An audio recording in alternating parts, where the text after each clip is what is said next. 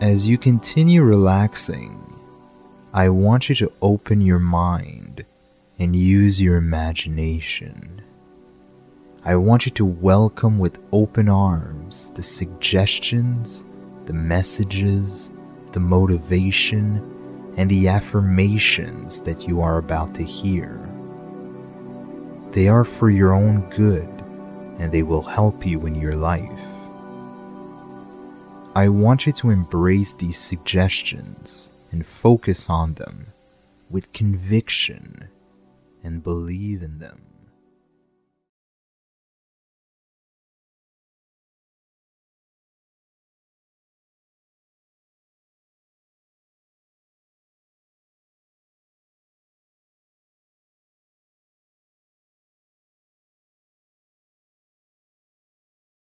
I've been just a stepdaughter since I was 4. It's had a positive and a negative impact on my life.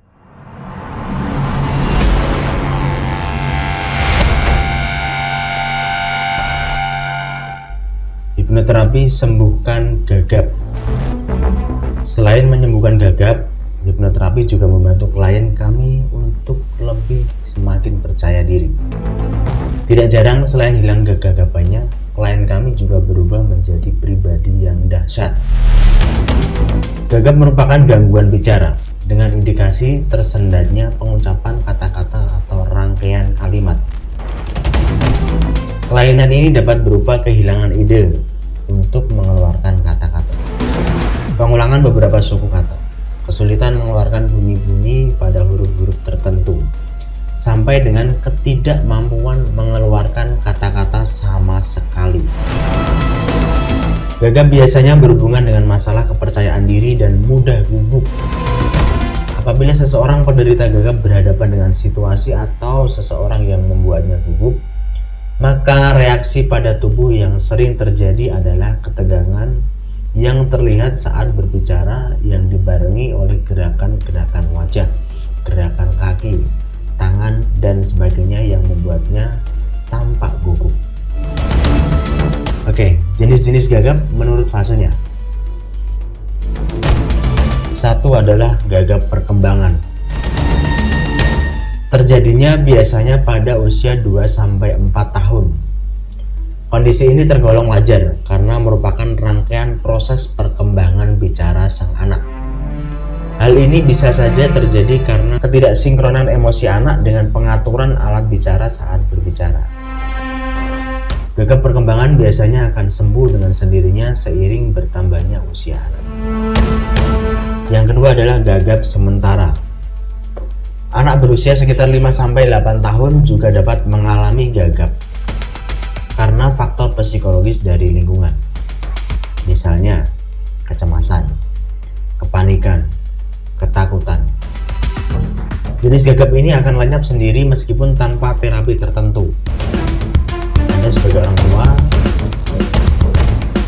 atau mereka yang menjadi orang tuanya hanya perlu bersabar dan jangan memarahi anak ketika menunjukkan gejala gagap yang seperti ini di usia 5-8 tahun. Yang ketiga adalah gagap menetap. Problem gagap ini biasanya dari usia 8 tahun sampai dewasa. Bahkan sampai usia lanjut pun masih gagap. Bila sementara ini tidak disembuhkan tuntas, biasanya akan berlanjut sampai dewasa atau sampai tua. Penyebab masalahnya biasanya disebabkan oleh faktor psikologis, misalnya stres, kecemasan berlebih, takut salah bicara, merasa rendah diri, merasa suaranya kurang enak didengar, merasa tidak percaya diri, merasa tidak nyaman, tegang pada saat berbicara. Selanjutnya adalah apa yang menyebabkan gagap.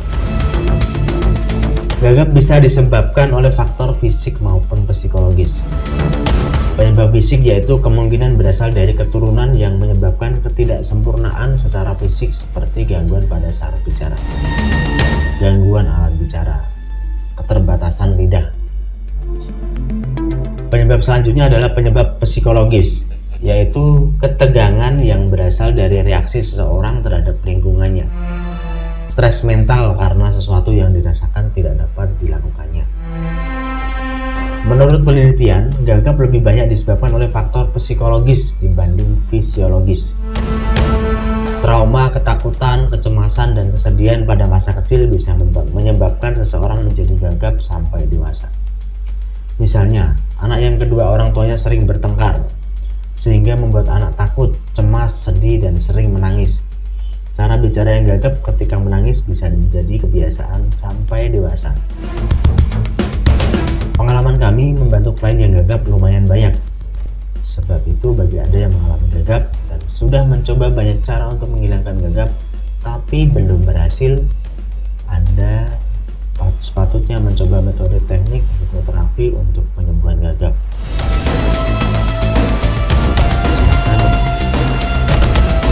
Cek cara pendaftarannya di website hipnoterapi.asia. Jangan lupa like, komen, dan subscribe.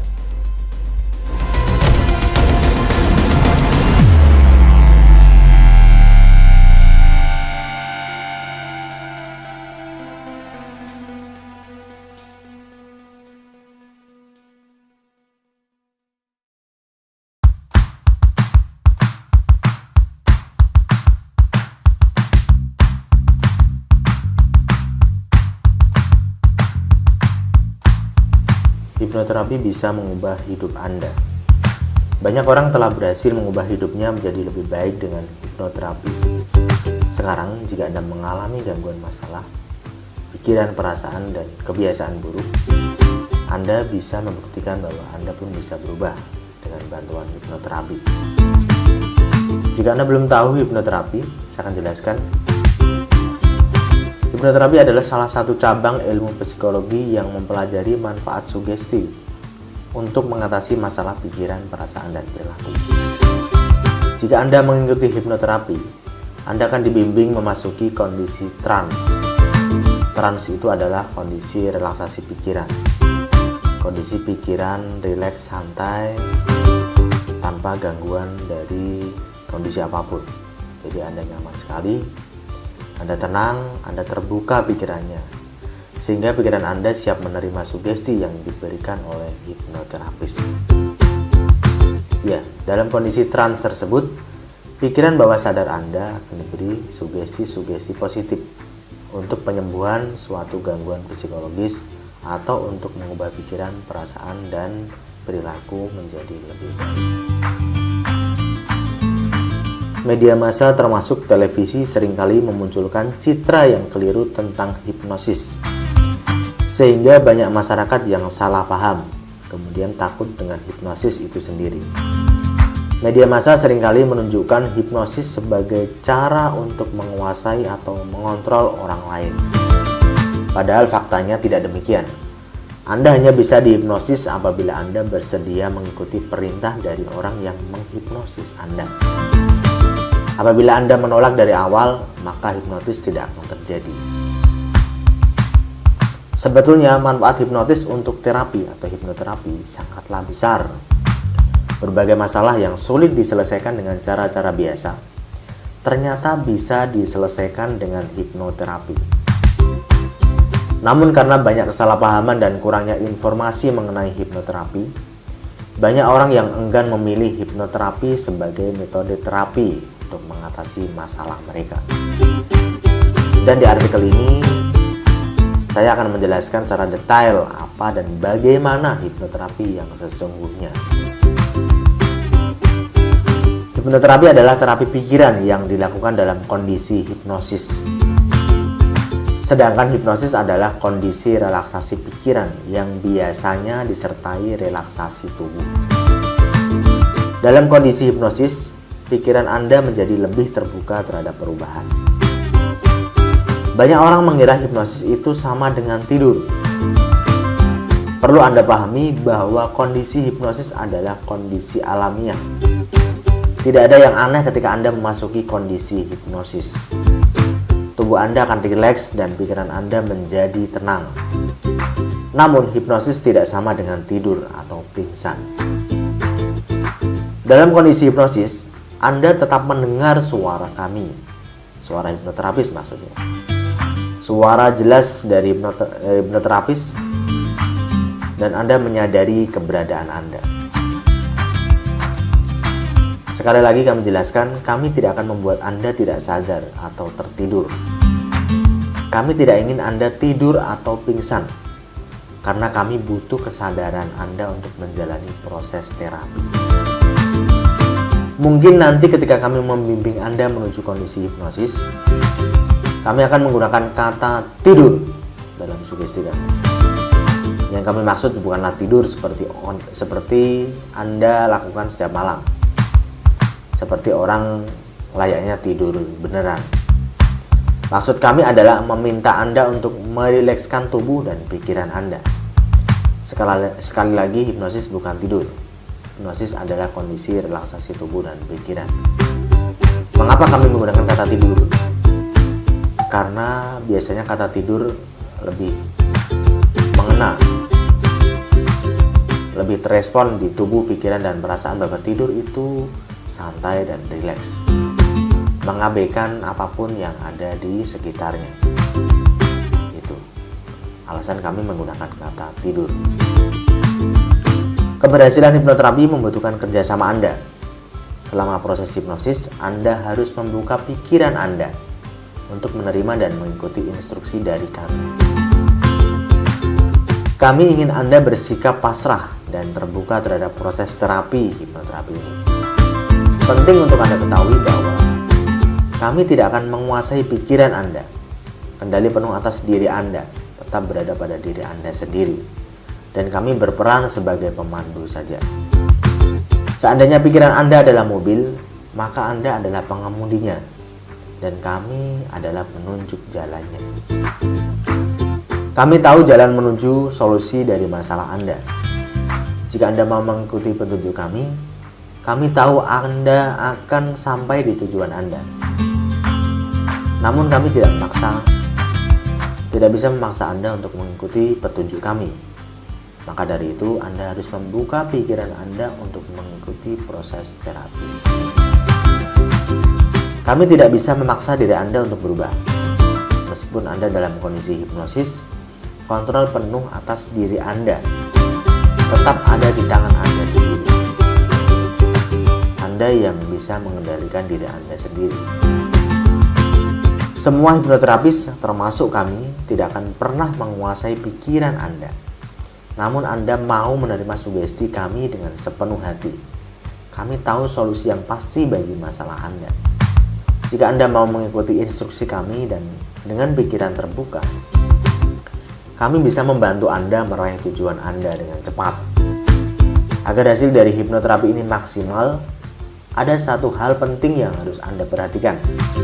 Kapanpun kami memberi sugesti yang baik untuk Anda, maka kami ingin Anda menerimanya sepenuh hati. Kami ingin Anda membuka diri Anda dan bersikap optimis agar sugesti yang kami berikan efeknya maksimal untuk diri Anda. Dan ketika kami membimbing Anda untuk menjalani proses hipnoterapi ini, kami ingin Anda mengikutinya dengan sepenuh hati. Dalam hati mungkin sekarang Anda bertanya, benarkah hipnotis tidak bisa digunakan untuk memaksa orang lain? Bagaimana dengan kejahatan hipnotis yang sering diberitakan di koran, di TV, dan di media massa lainnya? Justru inilah kesalahpahaman yang ingin kami jelaskan kepada Anda. Bahwa yang diberitakan di media massa mengenai kejahatan hipnosis kenyataanlah bukanlah hipnosis. Kalau ditelusuri kejadiannya, maka modusnya sebenarnya adalah pembiusan atau penipuan, bukan hipnosis. Namun karena ketidaktahuan masyarakat, kasus pembiusan dan penipuan itu dipercaya sebagai hipnotis. Jika barang-barang berharga diambil ketika korban tertidur setelah diberi obat tidur yang dicampur di minuman atau makanan, itu bukanlah hipnosis. Namun kasus semacam ini sering diberitakan sebagai hipnosis karena ketidaktahuan masyarakat atau sengaja oleh wartawan yang menulis berita itu dengan tujuan memunculkan sensasi baru. Orang yang tertipu mentah-mentah seringkali mengaku dihipnotis untuk menutupi kebodohannya. Karena jika dia mengaku telah menjadi korban penipuan, dia akan dianggap bodoh karena tertipu. Oleh karena itu, agar dia tidak disalahkan dan tidak dianggap bodoh, dia mengaku dihipnotis. Dari penjelasan ini, kami harap Anda bisa memahami bahwa berita di media massa tentang kejahatan hipnotis adalah berita yang tidak bisa dipercaya. Lalu bagaimana dengan pesulap di televisi yang tampaknya bisa menguasai orang lain dengan hipnosis? Jika Anda melihat proses syuting pertunjukan hipnosis di televisi, maka Anda akan tahu bahwa seseorang yang akan dihipnotis adalah orang yang dari awal sudah bersedia dihipnotis dan bersedia tampil dalam acara televisi. Mereka tahu kalau akan dihipnotis dan tahu dirinya sedang disorot kamera. Dari awal mereka sudah bersedia mengikuti perintah sang ahli hipnotis. Mereka pun sudah tahu bahwa mungkin mereka akan dipermainkan apabila mereka mau dihipnotis. Namun karena mereka ingin masuk televisi dan karena ingin mencoba rasanya dihipnotis, atau karena ingin imbalan setelah ikut permainan hipnosis, maka mereka bersedia dipermainkan. Jadi kenyataannya, seorang ahli hipnotis tidaklah menguasai orang lain yang dihipnotisnya. Karena seorang ahli hipnotis hanya bisa menghipnotis orang yang mau dihipnotis dan mau dipermainkan. Sekarang kita bahas cara kerja hipnoterapi. Pikiran Anda sangat mirip dengan komputer. Anda bisa memasang suatu program pada suatu komputer dan apabila Anda tidak membutuhkan program itu lagi, Anda bisa menghapusnya. Kadang tanpa Anda sengaja, komputer bisa juga terkena program negatif yang kita kenal dengan virus komputer. Pikiran Anda juga begitu. Ketika Anda masih bayi, pikiran Anda diibaratkan seperti komputer baru dan belum dipasangi program apapun. Kemudian Anda mulai mendengar, melihat, dan merasakan segala sesuatu yang ada di sekitar Anda. Saat itulah pikiran Anda mulai terprogram. Pikiran Anda dengan sengaja atau tidak telah diprogram oleh orang-orang di sekitar Anda dan lingkungan Anda. Segala informasi yang masuk ke pikiran Anda dan semua pengalaman hidup yang sudah Anda lalui memprogram Anda hingga menjadi seperti sekarang ini. Apa yang sering Anda katakan pada diri Anda sendiri juga merupakan program yang akan menjadi kenyataan bagi diri Anda sendiri. Apa yang Anda terima dari lingkungan dan apa yang sering Anda katakan pada diri sendiri membentuk sebuah program kebiasaan, perasaan, persepsi, atau keyakinan yang menjadi dasar dalam hidup Anda. Dan kita tahu bahwa tidak semua yang kita terima dari lingkungan kita adalah baik. Kadang tanpa kita kehendaki, kita pun mendapatkan pengalaman buruk, sehingga menimbulkan virus pikiran yang selalu mengganggu kita.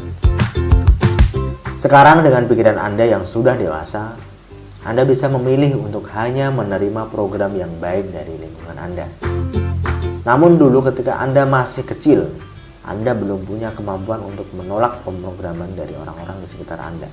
Anda menerima begitu saja apa yang Anda lihat dan Anda dengar. Pada masa anak-anak itulah biasanya suatu program negatif mulai tertanam di pikiran Anda. Masalah-masalah yang Anda alami sekarang bisa jadi merupakan efek dari program negatif yang tertanam sejak kecil, dan program itu menjadi semakin kuat seiring bertambahnya usia Anda. Hipnoterapi bekerja sebagai alat untuk menghapus program-program negatif atau virus dalam pikiran Anda, sekaligus memasang program-program positif yang akan membuat Anda lebih baik dari sebelumnya. Dengan hipnoterapi, Anda bisa menghilangkan segala hal buruk yang Anda hilangkan dari pikiran, perasaan, dan perilaku Anda. Dengan hipnoterapi, Anda juga bisa menanamkan pikiran, perasaan, dan perilaku baru yang baik untuk kemajuan hidup Anda. Namun kami perlu jelaskan di sini, hipnoterapi tidak sama dengan hipnosis permainan yang kadang Anda lihat di televisi. Di televisi Anda mungkin pernah melihat seorang ahli hipnotis seolah-olah bisa mengubah perilaku orang lain dengan seketika, dan kemudian menormalkannya kembali dalam sekejap. Hipnoterapi tidak berlangsung seperti pertunjukan hipnosis yang Anda lihat di televisi. Perlu Anda pahami juga bahwa acara hipnotis yang ada di televisi hanyalah hanyalah hiburan semata, seperti halnya film dan sinetron. Untuk tujuan hiburan, berpura-pura adalah hal yang wajar. Jadi jangan dibandingkan hipnoterapi dengan hipnosis yang Anda lihat di televisi. Perbedaannya seperti kenyataan dan khayalan. Jika Anda berharap kami bisa mengubah diri Anda dalam sekejap seperti sulap, maka Anda telah mempercayai khayalan. Namun jika Anda mau bekerja sama untuk merubah diri Anda dengan kami, mengatasi masalah Anda, maka itulah cara kerja hipnoterapi yang sesungguhnya. Banyak orang mengatakan bahwa hipnoterapi adalah cara cepat untuk mengatasi masalah pikiran, perasaan, dan perilaku. Namun jangan bayangkan hipnoterapi bisa mengubah Anda dalam waktu sedetik, seperti pesulap mengubah merpati menjadi kelinci dalam sekejap mata. Hipnoterapi merupakan metode yang tercepat apabila dibandingkan metode psikoterapi konvensional. Misalnya dalam psikoterapi konvensional membutuhkan paling tidak 12 kali pertemuan untuk menyembuhkan fobia dan trauma. Sedangkan dengan hipnoterapi kita hanya butuh 1 kali, maksimal 2 kali pertemuan saja untuk mengatasi fobia dan trauma sampai tuntas. Dalam hipnoterapi, Anda tidak hanya duduk diam dan mendengarkan sugesti kami. Ketika hipnoterapi berlangsung, Anda akan kami ajak berdiskusi untuk menyelesaikan masalah yang Anda hadapi. Hipnoterapi yang kami lakukan bukan untuk supaya Anda melakukan sesuatu sesuai keinginan kami, melainkan agar Anda bisa mencapai keinginan Anda sendiri. Kami tidak akan membuat Anda tidak berdaya, malah sebaliknya, kami akan membimbing Anda supaya Anda bisa menggunakan kekuatan pikiran Anda sendiri untuk menyelesaikan masalah Anda atau untuk meraih tujuan Anda. Agar Anda lebih memahami efektivitas hipnoterapi, ada baiknya jika Anda memahami pikiran Anda. Sebenarnya pikiran Anda terdiri dari 3 bagian, yaitu pikiran sadar, bawah sadar, dan tidak sadar. Pikiran tidak sadar adalah pikiran yang mengoperasikan tubuh Anda secara otomatis, seperti detak jantung, reproduksi sel, penyembuhan luka, sirkulasi darah, dan sistem otomatis lainnya dikerjakan oleh pikiran tidak sadar. Pikiran tidak sadar selalu aktif meskipun Anda tertidur pulas. Selanjutnya pikiran bawah sadar yang merupakan bagian pikiran yang sangat dominan dan seringkali mengendalikan diri Anda. Pikiran bawah sadar memuat kebiasaan, dorongan, perasaan, keyakinan, persepsi, dan memori permanen. Menurut seorang tokoh psikologi, Sigmund Freud, tindakan manusia sebagian besar berdasarkan program-program yang tertanam di pikiran bawah sadarnya, bukan berdasarkan logikanya. Pikiran bawah sadar adalah tempat penyimpanan semua memori dan program-program pikiran Anda. Program apapun yang Anda pikirkan di bawah sadar akan selalu menjadi dasar bagi tindakan Anda. Kemudian pikiran sadar adalah bagian pikiran Anda yang selalu bersifat logis dan rasional. Dengan berpikir logis dan rasional, Anda bisa menciptakan kehendak atau keinginan untuk berubah. Namun ternyata kehendak saja tidak cukup untuk mewujudkan perubahan yang permanen. Karena kehendak pikiran sadar selalu kalah apabila bertentangan dengan program yang tertanam di pikiran bawah sadar. Contoh mudahnya adalah perokok. Secara rasional dan logis, hampir semua perokok tahu bahwa rokok adalah kegiatan yang merugikan diri sendiri. Para perokok sebenarnya juga punya kehendak untuk berhenti merokok. Namun kehendak itu tidak pernah menang melawan kebiasaan merokok yang sudah menahun di dirinya. Kebiasaan merokok merupakan sebuah program yang tertanam di pikiran bawah sadar. Inilah bukti nyata bahwa program yang tertanam di pikiran bawah sadar selalu lebih kuat efeknya daripada kehendak pikiran sadar. Tujuan dari hipnoterapi adalah menghapus atau menanamkan program di pikiran bawah sadar supaya perubahan yang Anda alami berlangsung dari dalam diri Anda sendiri. Dengan mengubah program yang ada di pikiran bawah sadar Anda, maka Anda tidak perlu susah payah memaksa diri Anda untuk berubah. Misalnya Anda ingin menurunkan berat badan. Dengan hipnoterapi Anda tidak perlu susah payah menahan keinginan untuk makan. Pikiran bawah sadar Anda bisa diberi program agar supaya Anda merasa kenyang dengan makanan yang sedikit dan tetap merasa kenyang sampai tiba waktu makan. Dengan begitu Anda tidak merasa tersisa meskipun makan cuma sedikit. Kesimpulannya, hipnoterapi merupakan sebuah metode yang bisa mengubah program di pusat kendali dalam diri Anda. Yang kami maksud pusat kendali adalah pikiran bawah sadar Anda. Hipnoterapi merupakan terapi yang langsung berurusan dengan sumber segala masalah pribadi, yaitu pikiran bawah sadar. Karena hipnoterapi langsung mengatasi akar masalahnya, maka perubahan yang terjadi melalui hipnoterapi adalah permanen.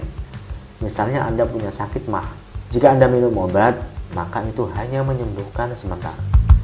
Tapi dengan hipnoterapi, kecemasan Anda dihilangkan sehingga sakit mah tidak akan muncul untuk selamanya. Hipnoterapi adalah metode yang luar biasa. Namun apakah semua orang bisa menikmati manfaat hipnoterapi? Dengan kata lain, apakah semua orang bisa memasuki kondisi hipnosis? Ya, jika Anda percaya hanya orang tertentu saja yang bisa memasuki kondisi hipnosis, maka Anda telah mempercayai konsep yang keliru. Sebenarnya semua orang normal termasuk Anda bisa memasuki kondisi hipnosis dengan mudah, asalkan Anda bersedia mengikuti instruksi kami dengan senang hati dan tidak takut terhadap proses hipnosis. Satu-satunya penghambat dalam proses hipnosis adalah rasa takut yang disebabkan oleh kesalahpahaman terhadap hipnosis. Banyak orang menganggap bahwa orang yang bisa dihipnotis adalah orang yang bodoh atau lemah pikirannya. Ini adalah anggapan yang salah besar. Kenyataannya, hipnoterapi hanya cocok diterapkan kepada orang yang memenuhi kriteria berikut ini. Sudah memahami bahasa dan bisa diajak komunikasi dengan lancar. Itu kriteria pertama. Kedua adalah orang yang bersedia mengikuti hipnoterapi atas keinginan sendiri, bukan paksaan. Yang ketiga, mengikuti instruksi atau arahan dari hipnoterapis. Dia mau mengikuti dengan tanpa dipaksa. Seseorang hanya bisa dihipnotis apabila orang tersebut cukup cerdas dalam mengikuti instruksi. Hipnosis tidak bisa diterapkan kepada orang gila, idiot, orang tuli, atau anak kecil yang belum bisa berkomunikasi dengan lancar. Semakin cerdas seseorang, semakin mudah memasuki kondisi hipnosis. Jika Anda sudah pernah mengikuti hipnoterapi di tempat lain dan hipnoterapis Anda yang dulu mengatakan bahwa Anda adalah orang yang sulit dihipnotis, maka itu menandakan hipnoterapis Anda perlu belajar lagi. Bukan Anda yang tidak bisa dihipnotis, melainkan hipnoterapis yang Anda datangi tidak tahu cara yang tepat untuk membimbing Anda menuju kondisi hipnosis.